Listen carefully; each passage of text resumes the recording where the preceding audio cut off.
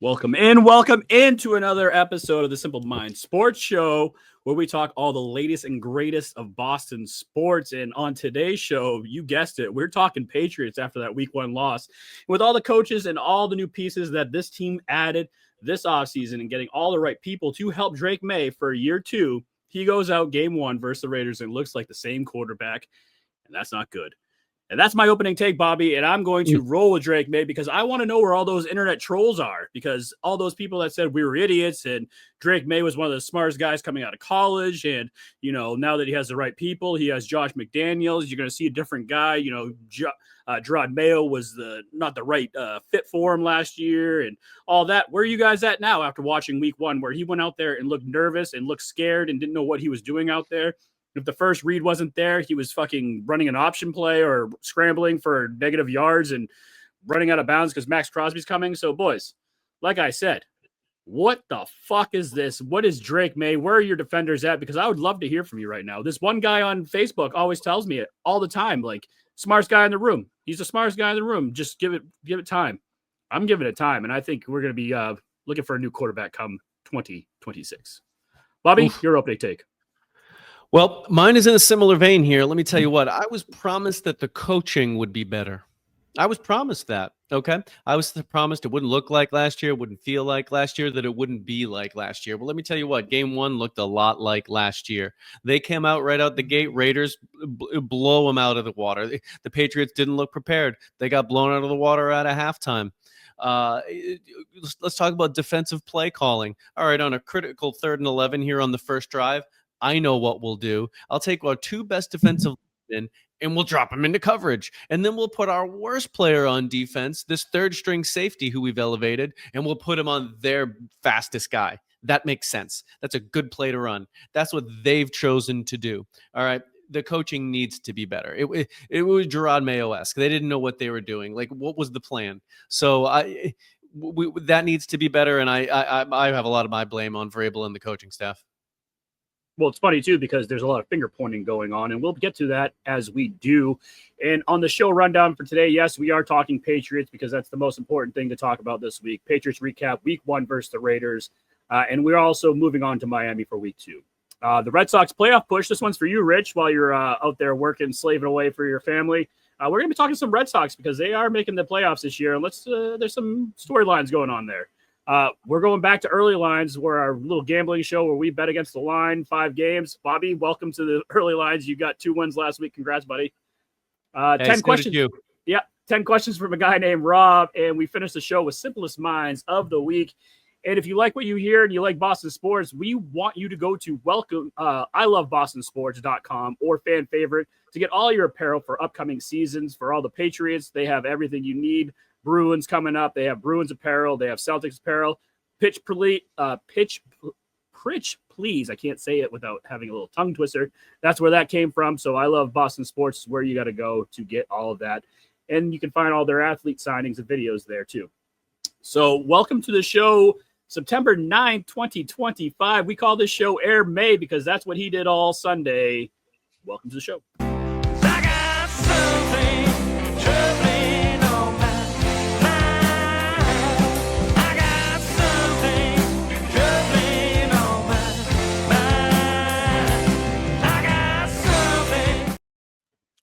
I love that nickname, Air May. Air May. I mean, I wish it was better and not like a sarcasm little douchebag. But I coined it at work, and everybody thinks I came up with it. I would take the victory lap there, Bobby. Take it. I think you should. Raiders 20, Patriots 13, and Mike Vrabel's debut as Patriots head coach, and there is finger pointing already from the coaching staff. Drake Maye goes 30 for 46, 287 yards, 1 TD, 1 terrible interception, and he was sacked 4 times. Trevion Henderson, the guy that everyone was saying we got to watch out for, this guy is going to be electric. Well, he was your leading rusher with the Patriots with 5 attempts and 27 yards. And Kayshon Boutte, who the fuck saw that coming, was our leading receiver with 6 receptions, 103 yards. Chief, this was a tale of 2 halves with the Patriots, and stop me when you want to make a brilliant point. Okay. Patriots first possession. They go 3 and out and looked like Drake Maye was nervous or jittery. A handoff and a scramble by Maye that was awful. Then on 3rd and 8, he airmailed a pass over Pop Douglas's head by at least 10 feet. And I'm not being sarcastic about that. That thing was so far over his head, it wasn't even funny. I also want to start the conversation on Demario Douglas. He's not good. We need to stop talking about him being good. He's not a good player. No. He's not good. What else do you have for wide receivers out there that you would be like, all right, after watching that game, you could be like, we can put this guy in his place?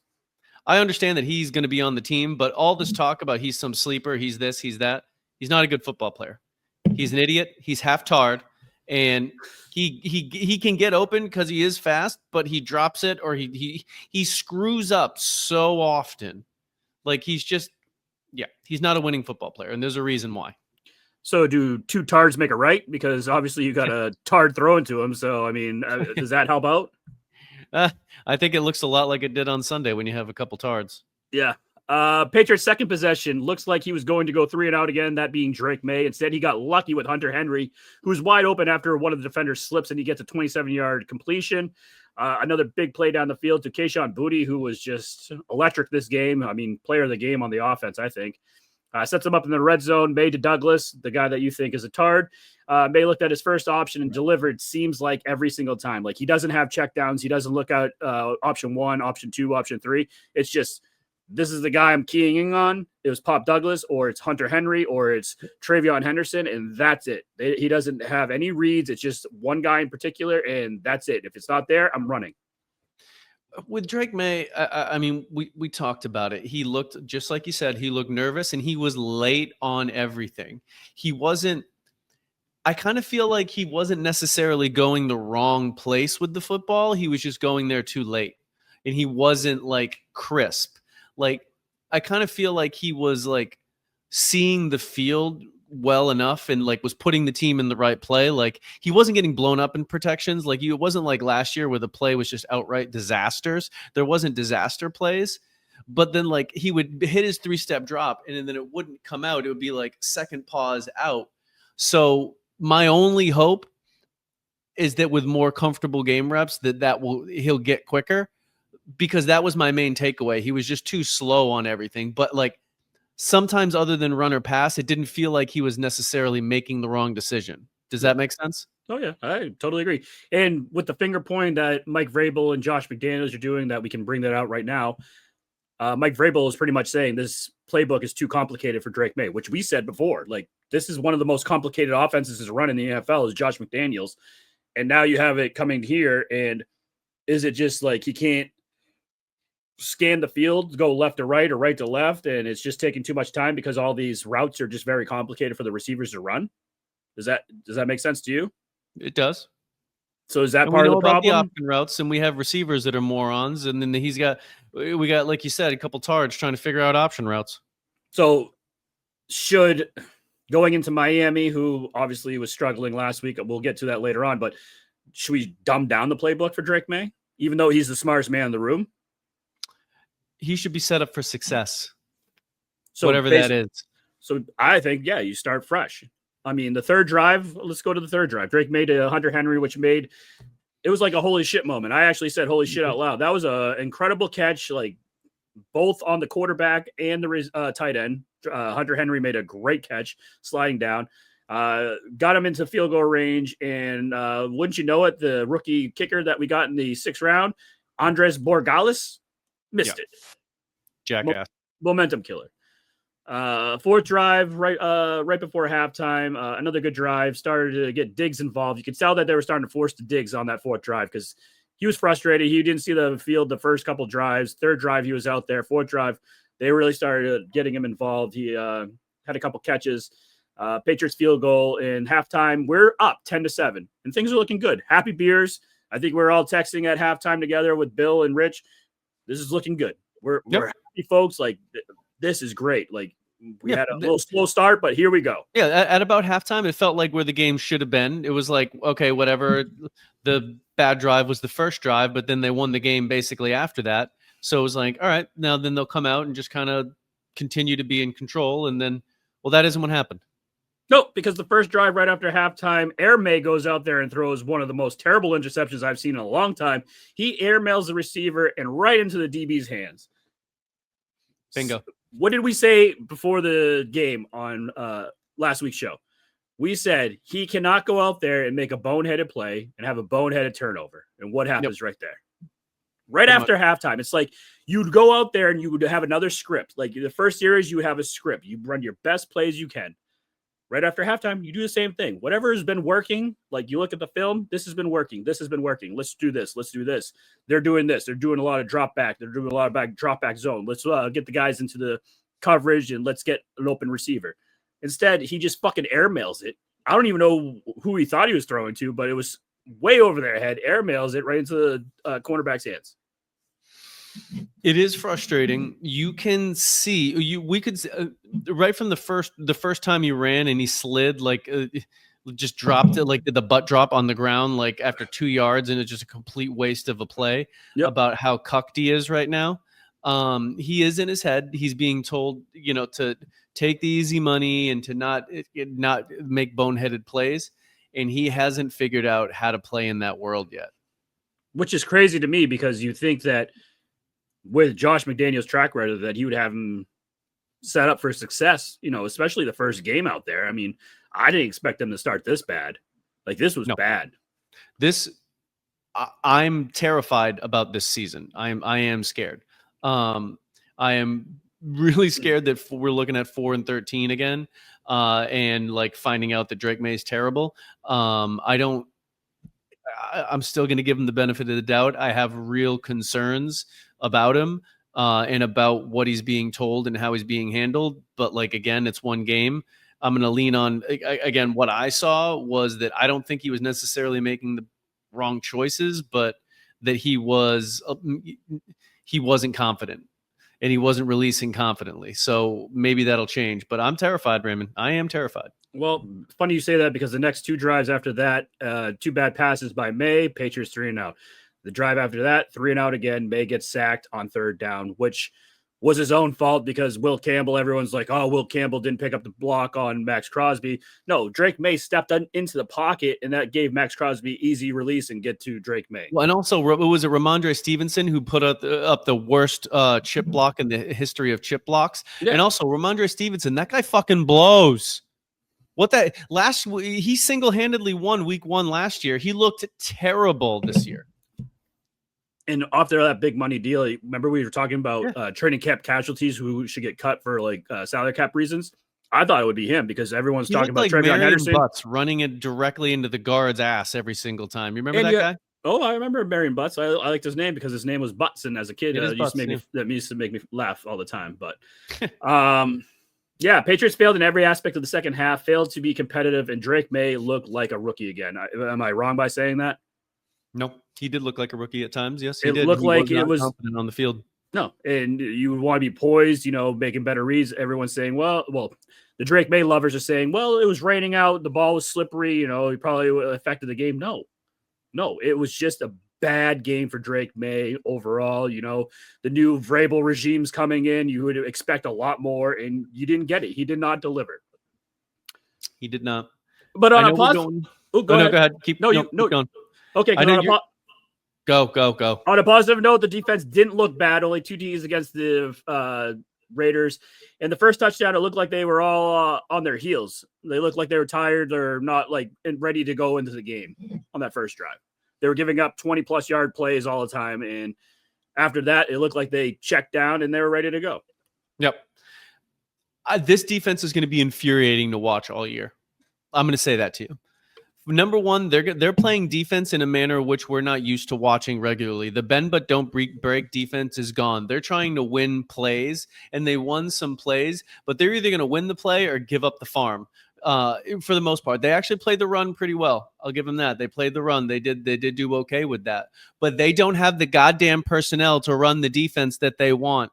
To run that defense, if you're going to have everybody blast up the field and run cover man, you need safeties that stay the fuck back and can cover. Their safeties got burned all day. Brock Bowers ran wild. Who's playing safety on the team? I'll do it for Rich since he's not here. Who playing safety on the team? It is true. We've called it out on the show. Rich has been saying it all along. Yeah. And a career backup playing safety, and they got torched all game. Whatever the Raiders, whenever the Patriots went heavy, they went in and went after the safeties. Whenever they went light, they ran the ball. They worked them all game. And that's a good coaching staff right there. That's smart. Fuck That's the defense. Smart. That's smart. And Jalen Hawkins, everyone's like, well, he had a great interception. He had a great sack. No, that first touchdown, all on him. He fucking collapsed down and got burned. Easy, wide open catch for the Raiders. Leads that first touchdown. Jalen Hawkins blows. Carlton Davis. He is bad. Carlton Davis. What did he? What did he do? He tipped the ball that made the interception against Bowers. That was a good play. Other than that, I don't like he made it like one or two other plays. He did, but he was getting beat. The other guys were getting beat. They did miss Gonzalez. I was flat out wrong. I said that they wouldn't miss him. I was wrong. I had no feel for this game. Kudos to you, Raymond. You called it. I'll give you that. I was obviously big boy Homer over here. But yeah. Well, it's funny too, because you were talking about like Ashton Genty's the guy that they got to stop. And then in our comment section for YouTube and TikTok and Instagram, it was all like, you guys not watch the game? It's Brock Bowers. Brock Bowers is going to be the guy you got to stop. I'm like, maybe they're going to try to take him out of the game, eliminate him, and just like let the rookie try to win the game for him. And nope, Brock Bowers had over 100 yards. So Brock Bowers was the guy that you should have been stopping all along. All that they did was just throw the ball in the middle of the field. There was a dude wide open. Well, what happened to our big free agent signing, Milton Williams? Where the fuck was he? I mean, he had a half sack. Like he was in on one of Landry's. He was in. Yeah. And I mean, he's a tackle, and they did kind of like they did okay on the run. So I don't know what they were having him do. But number one, dude looks tiny out there. Like he looks small, and like he's there he got his money to get after the quarterback, and he really didn't do it. But yeah, like just like I was saying, like I don't know if this guy's worth that money. Yeah. And the other guy too that I had high hopes was Robert Spillane, and he was a no-show on Sunday. He was all right. But I thought he was going to be one of those guys that stopped the run. Ashton Genty looked like he was positive yards. The first few series of the game, he was just doing whatever he wanted to do, getting first downs or getting positive yards. He was okay. He wasn't nearly the linebacker play. Actually, I almost Christian Ellis I thought played pretty well. Oh yeah. I thought he played pretty well. The guy that we were shitting on in training camp. I know. What the fuck's this guy doing on that team? And he actually played really well in the first game. I actually thought the linebackers and defensive line were kind of like okay. Mm-hmm. Like I didn't think that like they were the problem. My problem really was with the play calling in the secondary, which blew ass. Yeah, that it was really defensive. But did they blow ass? Can I ask all out blitzes on third and long every single time? Why are you doing that? My question to you was the secondary blowing ass, or was it because the defensive line wasn't getting to the quarterback and giving when you're playing man and you have to guard a man the whole time? If they're not getting to the quarterback, putting pressure on them, they're going to get open eventually, you know? Well, you're doing there was another third down. I think it was in the second half. They ran what was it? They ran a corner blitz. It was like 3rd and 8. They ran a corner blitz. Gino just walks, he sees him standing there, throws it to the guy for an immediate first down. Like, what are we doing? Like, they had so many terrible blitz calls on 3rd down. They like just didn't make, they gave it up every time instead of making them earn it. It's week 1, make them earn it. I totally agree. It's week 1. You got to earn that shit. And they just look like a team that just didn't know what the fuck was going on out there. Yeah, no. Which is very infuriating. Head still in the hospital. What's that? I said Terrell Williams' head was still in the hospital. It's too soon. You can't make fun of him for that. Fine. How did they do against All-Pro Max Crosby, the O-line? I thought the O-line did really well. Will Campbell was a talk of the town. Yeah, I think he played great. I mean, the talk was 4 sacks, but 2 of those sacks were Drake Maye's fault. Drake Maye stepped up, like I said, and Max Crosby sacked him. The other sack that they got credit for was when Drake Maye ran out of bounds because he was scared. So I think the O-line actually did pretty good, even though the 4 sacks. I thought the tackle play was fine. They did good. They didn't lose the game. Now the defensive, they were giving up pressures. Like they were getting to Drake Maye, was affecting his throws. That was on Drake Maye. It was on Drake Maye for not getting that ball out. He had time. Yeah, I totally agree. So with that being said, we're going to take a quick break and then we're going to come back and because we're on to Miami. Let's have some positive talk going on to Miami.